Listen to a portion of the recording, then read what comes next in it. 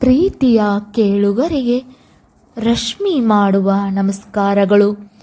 ಇವತ್ತಿನ ಒಂದು ಟಾಪಿಕ್, ಸಾಧನೆಯ ಹಾದಿಗೆ ಸಾವಿರ ಭಯ. ಒಬ್ಬ ಮನುಷ್ಯ ಸಾಧನೆಯ ಹಾದಿಯನ್ನು ತುಳಿಯಲು ಹಲವಾರು ಕಷ್ಟಗಳನ್ನು ಅನುಭವಿಸಬೇಕಾಗುತ್ತದೆ. ಅಷ್ಟೊಂದು ಸುಲಭದ ಮಾತಲ್ಲ ಸಾಧನೆ ಮಾಡುವುದು. ಪ್ರತಿ ಮನುಷ್ಯನ ಗುರಿಯಾಗಿರುತ್ತದೆ. ಅದಕ್ಕಾಗಿ ತನ್ನ ಸರ್ವಸ್ವವನ್ನು ತ್ಯಾಗ ಮಾಡಬೇಕು. ಸಾಧನೆ ಎಂಬುದು ಆಶೀರ್ವಾದದ ಪ್ರಕ್ರಿಯೆಯಾಗಿದ್ದು ಅದರ ಮೂಲಕ ತಲುಪುವಂತಹುದು. ಎಲ್ಲಿಯೂ ಇಲ್ಲ ಎಂಬುದನ್ನು ಅರಿಯಬೇಕು. ಎಲ್ಲಿಯವರೆಗೆ ತಲುಪಬೇಕು ಎಂಬ ಅಗತ್ಯವೂ ಇಲ್ಲವಾದಾಗ ಸಾಧನೆ ಯಶಸ್ವಿಯಾಗುತ್ತದೆ. ಶ್ರಮವಿಲ್ಲದೆ ಯಾವುದೇ ಕಾರ್ಯವೂ ಪೂರ್ಣಗೊಳ್ಳುವುದಿಲ್ಲ. ಗುರಿ ಛಲ ಎಷ್ಟಿರುತ್ತದೆಯೋ ಅಷ್ಟು ಬೇಗ ಸಾಧನೆಯ ದಾರಿ ಸುಲಭವಾಗಿರುತ್ತದೆ. ಮನುಷ್ಯ ನಿರಂತರವಾದ ಕ್ರಿಯೆಯಲ್ಲಿ ತೊಡಗುವುದರಿಂದ ಹಾಗೂ ನಮ್ಮ ದೇಹ ಮನಸ್ಸು ಮತ್ತು ಶಕ್ತಿ ಭಾವನೆಗಳನ್ನು ನಡೆಸುವ ರೀತಿಯೇ ಸಾಧನೆಯ ಒಂದು ಹೆಜ್ಜೆ. ನಾವೆಲ್ಲರೂ ಬದುಕಬೇಕೆಂಬ ದೋಣಿಯಲ್ಲಿ ಸಾಗುವಾಗ ಅನೇಕ ಅಡೆತಡೆ ಒಡ್ಡುವ ಅಲೆಗಳು ಎದುರಾಗುತ್ತವೆ. ಅವುಗಳನ್ನು ಮೆಟ್ಟುತ್ತಾ ಮುಂದೆ ಸಾಗಬೇಕು. ನಾವು ನಮ್ಮ ಸಾಧನೆಯ ಹಾದಿಯನ್ನು ಪ್ರಾರಂಭಿಸಬೇಕು. ಸಾಧನೆಯ ಪ್ರೇರಣೆ ಸದಾ ನಮ್ಮೊಂದಿಗೆ ಇರುವಂತೆ ನೋಡಿಕೊಳ್ಳಬೇಕು. ನಮ್ಮ ಸಾಧನೆಯನ್ನು ಪ್ರಾರಂಭಿಸಲು ನಾವು ಪ್ರೇರಣೆಗಾಗಿ ಕಾಯಬೇಕಾಗಿಲ್ಲ. ಪ್ರತಿದಿನ ಸ್ಥಿರವಾದ ರೀತಿಯಲ್ಲಿ ಕೆಲಸ ಮುಂದುವರಿಸಿದರೆ ಖಂಡಿತ ಪ್ರೇರಣೆ ಕೊನೆಯವರೆಗೂ ಉಳಿಯುತ್ತದೆ. ಒಂದು ಯೋಜನೆ ಅಥವಾ ಕಾರ್ಯವು ತುಂಬ ದೊಡ್ಡದಾಗಿದೆ, ಅದರಿಂದ ಸಾಧನೆಯ ಹಾದಿಯಲ್ಲಿ ಹೆದರಿಕೆ ಆಗುತ್ತದೆ ಎಂದು ಭಾವಿಸಿದರೆ ಅದು ನಮ್ಮ ಸಾಧನೆಯನ್ನು ಮುಂದುವರಿಯಲು ಬಿಡುವುದಿಲ್ಲ. ಅದಕ್ಕಾಗಿ ಅದನ್ನು ಸಣ್ಣ ಮೆಟ್ಟಲುಗಳಾಗಿ ವಿಂಗಡಿಸಿ ಮುಂದುವರಿಯಬೇಕು. ಆಗ ಸಾಧನೆ ಸುಲಭವಾಗುತ್ತದೆ. ನಮ್ಮ ದೈನಂದಿನ ಗೊಂದಲಗಳನ್ನು ಕಡಿಮೆ ಮಾಡಿಕೊಳ್ಳಬೇಕು. ನಮ್ಮ ಸುತ್ತಲೂ ಸುಲಭವಾಗಿ ಅನೇಕ ಗೊಂದಲಗಳನ್ನು ನಾವು ಎದುರಿಸುತ್ತೇವೆ. ಇದರಿಂದಲೂ ಕೂಡ ನಮಗೆ ಸಾಧನೆಯ ಕಡೆಗೆ ಗಮನ ಹರಿಸುವುದು ಕಷ್ಟಕರವಾಗುತ್ತದೆ. ಆದ್ದರಿಂದ ನಮ್ಮ ದೈನಂದಿನ ಕೆಲವು ಗೊಂದಲ ತೊಂದರೆಗಳನ್ನು ನಾವು ದೂರ ಮಾಡಿಕೊಳ್ಳಬೇಕು. ನಾವು ನಮ್ಮ ಜೀವನದಲ್ಲಿ ಜನರಿಂದ ಹೊಂದಾಣಿಕೆ ಮತ್ತು ಹೊಣೆಗಾರಿಕೆಯಿಂದ ಇರಬೇಕು. ಸಾಮಾಜಿಕ ಮಾಧ್ಯಮದಲ್ಲಿ ನಿಜ ಜೀವನದಲ್ಲಿ ನಾವು ಏನು ಮಾಡುತ್ತಿದ್ದೇವೆ ಎಂದು ನಮಗೆ ಅರಿವಿರಬೇಕು.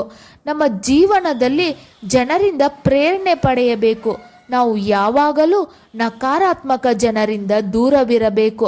ಆಗ ನಾವು ಉತ್ಸಾಹಭರಿತ ಅಥವಾ ಪ್ರೇರಿತ ಜನರೊಂದಿಗೆ ಮುಕ್ತರಾಗಿರುವ ಹೆಚ್ಚಿನ ಸಮಯವನ್ನು ಕಳೆಯಬಹುದು. ಅದರ ಮೂಲಕ ಸಾಧನೆಯ ಹಾದಿ ಸುಲಭವಾಗುತ್ತದೆ.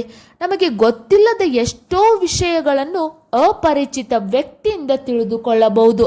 ಅಂದರೆ ನಮಗೆ ಗೊತ್ತಿಲ್ಲದಿರುವ ಎಷ್ಟೋ ವಿಷಯಗಳನ್ನು ಗೊತ್ತಿರುವರ ಹತ್ರ ಹೋಗಿ, ಸರ್ ಇದನ್ನು ಹೇಗೆ ಮಾಡ್ಬೋದು, ಮೇಡಮ್ ಇದನ್ನ ಯಾವ ರೀತಿ ನಾವು ಮಾಡ್ಬೋದು ಅಂತ ಕೇಳಿ ತಿಳ್ಕೊಂಡು ನಮ್ಮ ಸಾಧನೆಯನ್ನು ಮುಂದುವರಿಸಬೇಕು.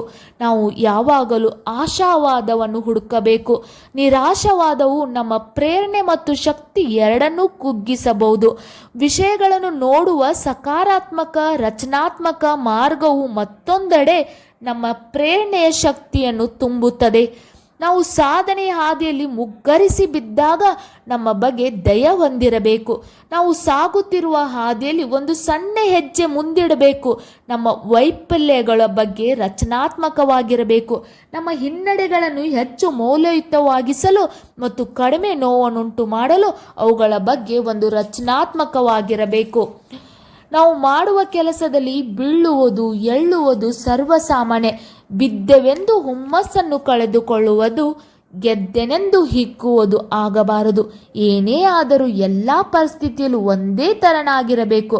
ಬದುಕಿನಲ್ಲಿ ಏನೇ ಆದರೂ ಎಲ್ಲ ಪರಿಸ್ಥಿತಿಯಲ್ಲೂ ಕೂಡ ನಾವು ಒಂದೇ ಥರವಾಗಿರಬೇಕು.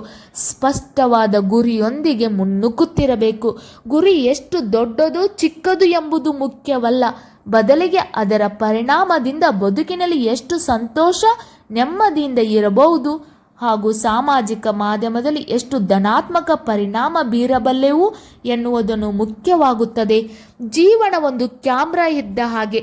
ನಮಗೆ ಬೇಕಾಗಿರುವುದನ್ನು ಮಾತ್ರ ಫೋಕಸ್ ಮಾಡಿಕೊಳ್ಬೇಕು. ಬೇಡವಾಗಿದ್ದನ್ನು ಸೆರೆ ಹಿಡಿಯದೇ ಇರಬೇಕು.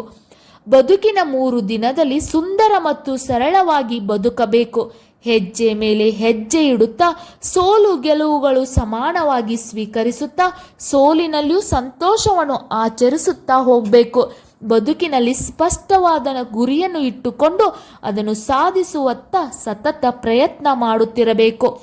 ಸೋತೆನೆಂದು ಕುಗ್ಗಿ ಕುಳಿತುಕೊಳ್ಳದೆ ಅದರಲ್ಲಿ ನಾನು ಮುಂದೆ ಸಾಧಿಸುತ್ತೇನೆ ಅಂತ ಪ್ರಯತ್ನ ಮಾಡ್ತಾ ಇರಬೇಕು. ಸತತವಾಗಿ ಪ್ರಯತ್ನ ಮಾಡ್ತಾ ಇರಬೇಕು. ಟ್ರೈ ಅಗೇನ್ ಅಂತ ನಾವು ಸತತವಾಗಿ ಪ್ರಯತ್ನ ಮಾಡಿದಾಗ ಒಂದಲ್ಲ ಒಂದು ದಿನ ನಾವು ಗೆದ್ದೇ ಗೆಲ್ಲುತ್ತೇವೆ, ಸಾಧನೆ ಮಾಡುತ್ತೇವೆ.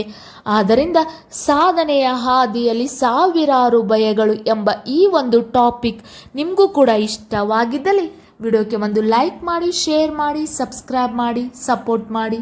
Thank you.